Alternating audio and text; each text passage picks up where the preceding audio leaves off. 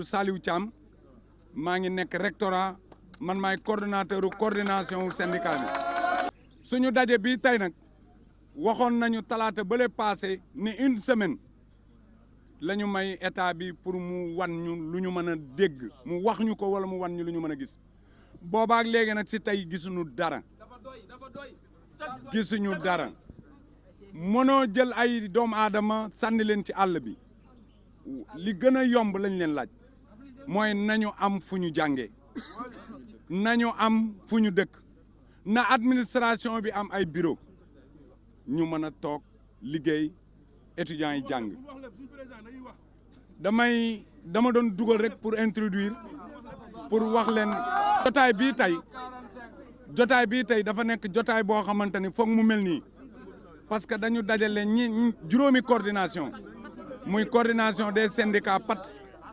muy ñaari syndicat coordination des syndicats pairs muy ñaari syndicat ak conférence amicale étudiants yi ñuy 5 entités yoo xamante ni ñun ñoo daje fi tey. maa ngi tudd Alioune Badara Diop je suis le président de l'amicale de l'UFR Sciences et Technologies li ñu dajale fii tey fii ñun ñëpp ñu dajaloo fi xam nañ ko mooy lan xare Badar.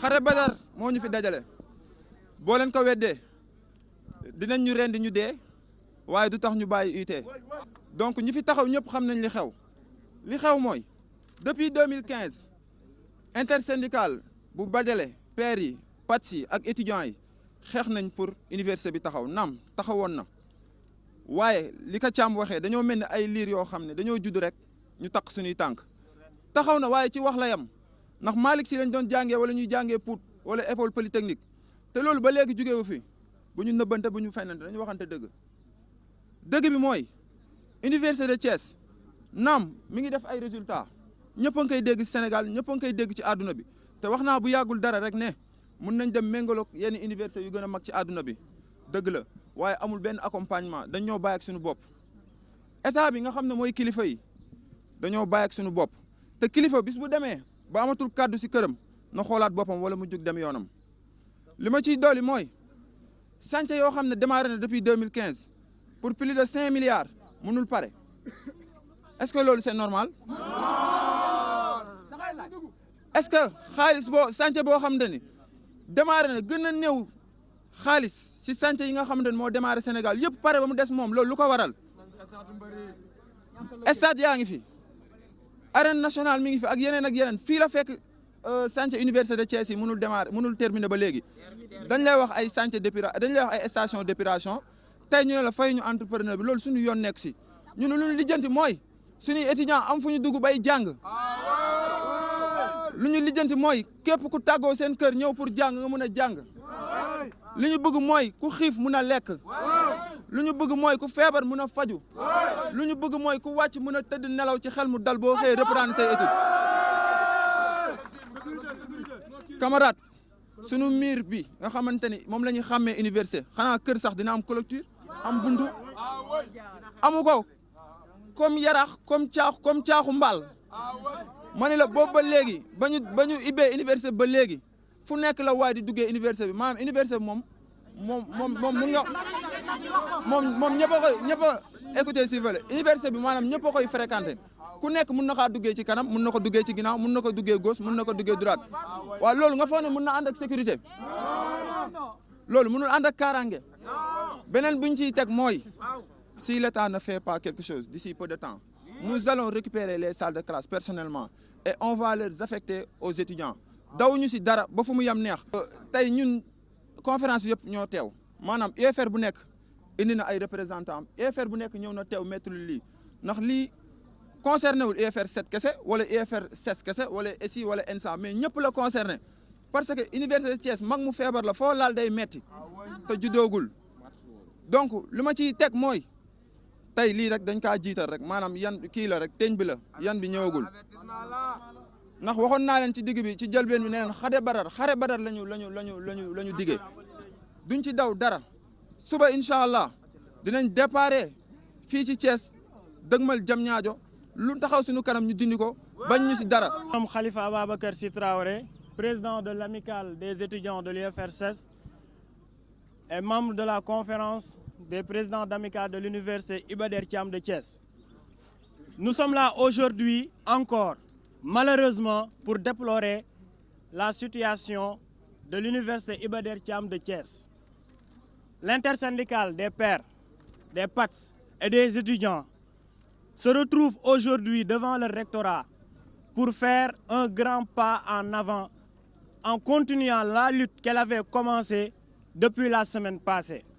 Comme vous le saviez, on vous avait parlé de nos problèmes, à savoir un manque total de salles au niveau de cette université qui se réclame être une université d'excellence et qui l'est malheureusement, de par sa propre compétence. De l'absence de la sécurité, de manque de personnel qui pourront assurer carrément les cours de ces étudiants. L'université de Thiès est une université qui souffre. Aujourd'hui, quand on parle de population, quand on parle d'une nation, on pense à sa jeunesse. Mais de quelle jeunesse? De la jeunesse instruite, de la jeunesse qui est encadrée, qui est éduquée et qui est accompagnée pour pouvoir relever tous les problèmes ou bien tous les maux qui pourront engranger sa population. Mais l'université de Thiès est une université qui n'attend rien de l'État. Nous avons fait partie des meilleures universités du Sénégal.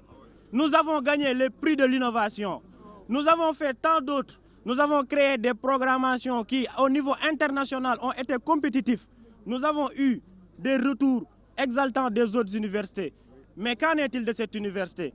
Si vous passez devant cette université, vous ne le reconnaîtrez pas parce qu'il n'y a pas de mur de clôture qui vous témoigne qu'on a une université. Si vous venez au niveau de cette université, vous ne trouverez pas des salles de classe qui ont des capacités pour contenir des élèves de lycée, je parle, des élèves de lycée, pas des étudiants. Et ça, c'est anormal. Une université dans laquelle il n'y a pas plus de 20 classes et où il y a plus de 2000 étudiants. Une université qui n'a que 2 pavillons contenant plus de 1200 bacheliers qui doivent y loger. Ce n'est pas normal. Une université qui n'a pas de mur de clôture où l'insécurité règne, jusqu'à aller à provoquer la destruction de certains bâtiments, la tuerie de certains étudiants, et même allant à pousser ces étudiants à abandonner leurs études et à aller faire autre chose. C'est déplorant. C'est déplorant. Alors qu'en ce moment, l'État du Sénégal investit tout son budget dans des choses qui sont futiles. Mais où est le terre? Mais où sont les arénas, etc. Mais qu'en est-il de ce templier du savoir? Ce creuset qui devrait former des personnes nobles, dignes et respectées. On est fatigué. On est fatigué. L'université de Thiès réclame ce qui lui vient de droit, c'est-à-dire ses classes, ses chantiers et tout ce qui va lui permettre de terminer ses années académiques dans le bon sens. Je pense que ceci est une vitesse supérieure. On avertit, dès demain, Inch'Allah, les collègues ont parlé de Hare Badar. On n'a pas peur. On longera cette route et on ira jusqu'à Diamniadio au ministère pour interpeller qui de droit avec ce problème. Tous, on est mobilisés, comme on l'avait dit, et on est sans plus autant mobilisés pour la bonne cause et l'obtention de tout ce qui nous revient de droit. C'est-à-dire avoir une université avec des sites regroupés, avoir une université avec des classes normales, avoir une université avec des effectifs, avec ses capacités explicitées. Et cela, nous ne reculerons devant rien, ni devant les forces de l'ordre, ni devant quelles que soient les réprimandes qu'on recevra des autorités ou des autres personnes qui nous reviennent. Pour vous dire que la tutelle n'a pas réagi, il y en a des UFR qui ont commencé à fuir leurs responsabilités. Il y a des UFR qui ont fermé leurs portes. Ce qui est anormal. Est-ce que l'administration devrait fermer ses portes pour pouvoir laisser ses étudiants dans cette cacophonie? Des étudiants qui n'ont pas de salle. L'administration et l'État qui devraient se présenter pour trouver des solutions. Mais au lieu de cela, ils ferment leurs portes et disent on ferme les cours jusqu'à nouvel ordre. On n'a vu personne en gros. Ni recteur, ni rectorat, ni personne, ni le ministre, ni autorité. On n'a rien vu et cela va engendrer toutes les choses que vous verrez découler de cette réunion, de cette rassemblée de ces étudiants. Ces étudiants, ils sont fatigués. On est plus que jamais déterminés et on ne reculera devant rien, comme on le dit. En tout cas, comme on avait l'habitude de le dire, l'Université de Thiès croit en un emblème. À chaque jeunesse, sa responsabilité. Soit elle l'assume, soit elle la fuit. Mais demain nous jugera. Et Inch'Allah, demain jugera que l'Université de Thiès, avec ses étudiants, ont eu à défendre cette université avec honneur. Merci beaucoup.